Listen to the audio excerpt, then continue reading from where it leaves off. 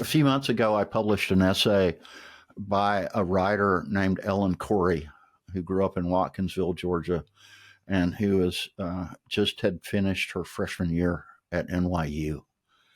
And she's 19, and she writes beautifully. And, she wrote this thing about, like, after having moved to New York City, how where she grew up still pulled on her,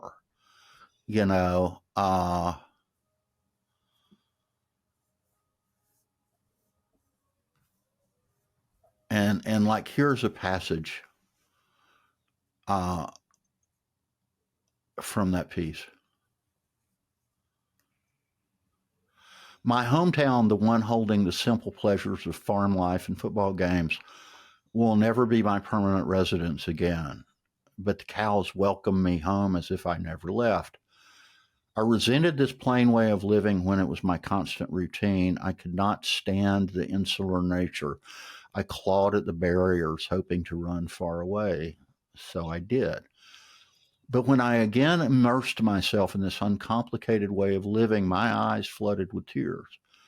A 4-day trip home for Thanksgiving brought more than my grandma's green bean casserole. It brought a reassessment of my life. 15-minute drives with me singing loudly lingered with me much more than they did the summer before I left for school. The simple presence of cattle humbled me into longing for this place I once despised.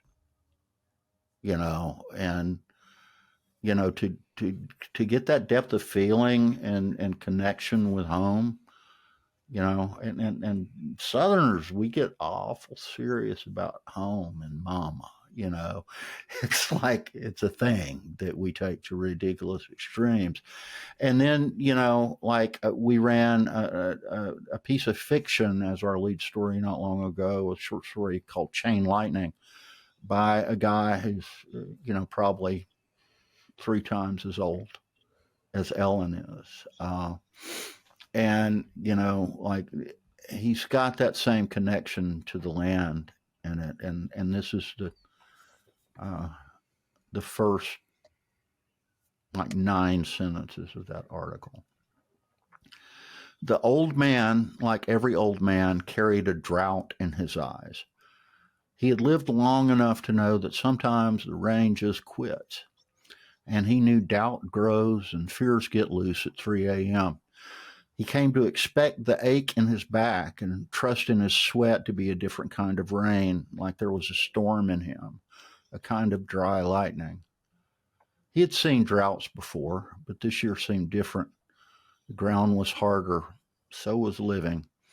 His wife, so sick, smiled once like she was remembering him on one knee, promising to give her everything he would ever have. But here he was, doubling up, both knees now, begging God for time. And though God listens, time never will. That's gorgeous. Yeah, that sounds like damn near poetic, especially the way you read it.